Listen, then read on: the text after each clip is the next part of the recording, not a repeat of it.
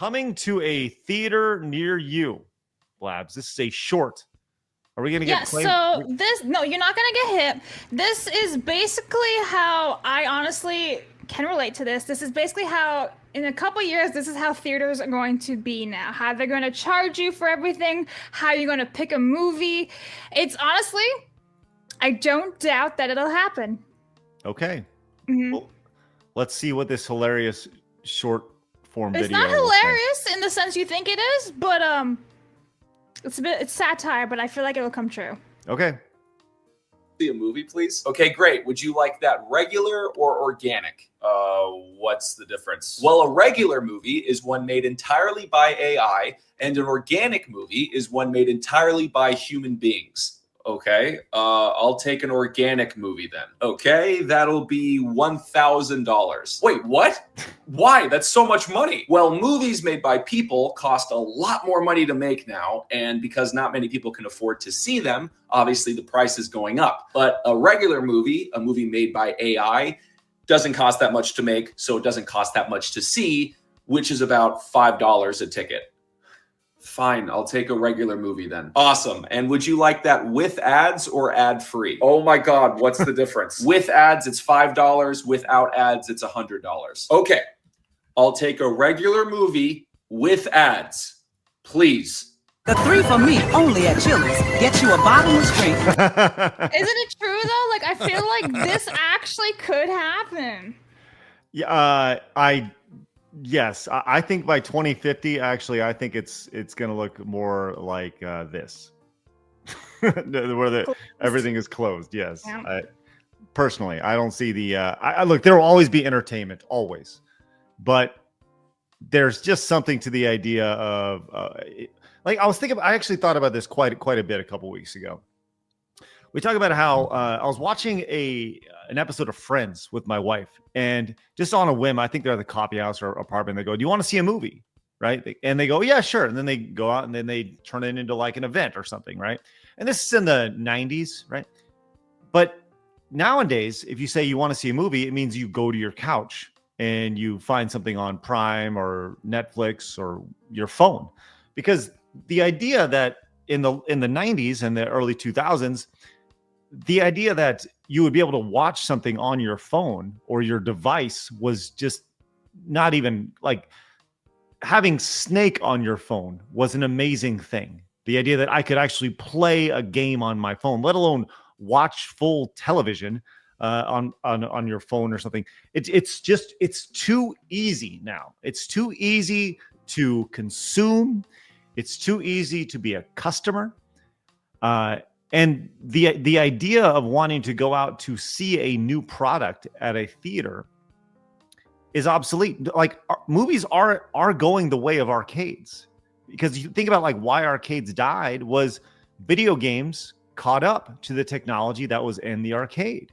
And all of a sudden on your PlayStation or on your Dreamcast, your games were just as good as going to the arcade. So why do I need to go to the arcade? Well, that's exactly what's happening now. You have movies that are just as good, the same experience. So it seems almost like there's a direct correlation between arcades and movies. So I don't know. I mean, am I wrong on that, or is my? No, I think you're right. But I was mostly saying how like the AI movies are going to be easier to make. Oh, so sure. The real ones are going to cost so much more money to produce, so they're going to charge more, and it makes all the sense. It's like, damn, bro, so we're going to be watching AI movies instead of real organic ones because people can't afford to make them anymore. Sad. Like, art is dying, in my opinion. Well, a certain type of arcades art. are more like bars now. Yeah, they've become a novelty. Go out and have some drinks, but think about this. 30 years ago, the idea of an arcade being like a barcade, that would have never happened, because arcades were seen as like video games were seen as a kid's thing. They were not for adults. And if you were an adult that played video games, you were thought of as like really weird. But now our entire generation has grown up with games, and it's just become a part of our life, part of our culture. Whereas now it's you have 30 somethings, 40 somethings going out and going to these barcades, and it's like socially acceptable to go and drink and play video games. unless you're at a Ludwig event and you drink way too much and you end up sorry. Anyways, so there's that. Or But if we you're also talking to a snobby bitch. snobby bitch. You're talking about Ludwig? No, Oh. never mind. Oh, sorry, I missed that. Well, like single 30-something-year-old women that complain about men playing video games. Yeah, dude, it's amazing. I'm so glad I got out of the single game when I did. It was the right time, right place. But we do have a list of the highest grossing films in Hollywood for 2025. Flash, would you like to guess some of the I have a list of the top 8 movies from 2025. Do you want to 8? Yeah. There were more than 8 movies out this year. You want to take a guess on a some lot of of these that have been in A lot there? of turds this year. I'm going to guess top by revenue. Yeah, by revenue. Worldwide. Well, Lilo and Stitch for one. Number 2, $946 million. I said it'd make $1 billion. It's going to make $1 billion. I knew it. Lilo and Stitch, number 2. So there's number 2. Any other guesses here, Flash? We'll see if we can get how many of these 8 you can get. F1 will be on there, but it's not on there yet. Not yet. Nope. Off the top of my head, I'm not coming with anything. It's been a really shitty year for the theaters. Okay. Final Destination, number 8. Yeah, see, that didn't really bring in big bucks, did it? $283 million Worldwide. worldwide. A lot. When you think about big movies. What's the... You used to say like $1 billion. Yeah. Well, Or at least close to that for a movie to be considered like amazingly successful. Final Destination, $283 million. Sinners, $365 million. Okay. Yeah, I forgot about Sinners. Number 6, Thunderbolts, $382 million. Man. And that's a flop. That movie's a flop. Also a flop. Number 5, Captain America 4. Yep. Number 4, How to Train Your Dragon, the live action remake. Now that's relatively new. It's that's going to make more still. Yeah, that's at $454 million. Number 3, I didn't know this has made this much money. Mission Impossible 8 has made $562 million worldwide. Not enough. Lilo and Stitch at number 2. Yep. And number 1 this year, Minecraft at $954 million right there. So there you go. Big money being thrown out for the top 2. And Lilo Superman's and Stitch not even out yet. Lilo and Stitch will overtake Minecraft. Mm-hmm. That's still got some legs on it, I think. Well, I know what movie won't be overtaking it, but man, oh man, is it good. Did you see the news about the theatrical re-release of a classic from 35 years ago? I did. Yes. Teenage Mutant Ninja Turtles, the original movie, is getting a 35th anniversary theatrical re-release back in movie theaters for 2 nights only. August 17th and 20th. It's a fandom thing. You got to go in and get. I'm curious how much the tickets are for that. I'm sure it's stupid. Probably cheap, actually. You think so? Yeah.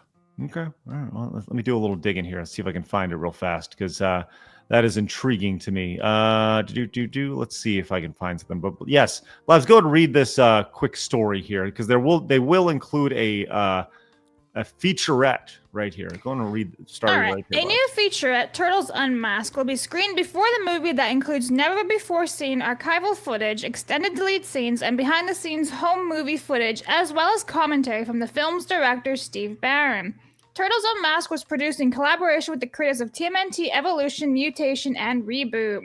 The voice cast of TMNT, the first live-action movie in the franchise, included Brian Tochi as Leonardo, Corey Feldman as Donatello, Josh Pais as Raphael, and Robbie Rist as Michelangelo, and Kevin Clash as Splinter, the Turtles' master. Okay, awesome. So, yes, this is an iconic movie for me. I just took a glance, and I picked like a 7 p.m. showing. General admin, $11.37. So, yeah, a little bit cheaper, which... than your brand new movie, but maybe I'll go check that out. I know, like, my brother loves the original Ninja Turtles movie, and I'm curious to see if he'd bring his kids there. I'm sure he probably would, because I remember seeing that in theaters when it was released, and it was a really cool experience. Do you have any movies you remember? Obviously Harry Potter, Blabs, I get it, right? But what other movies do you guys recall like there being an experience going to see? Flash? Avengers Endgame. Because of all the hype around it and everything. Flash, you got any? Batman Returns. Oh man, I remember Home Alone being a big movie event, and I felt like Star Wars 7.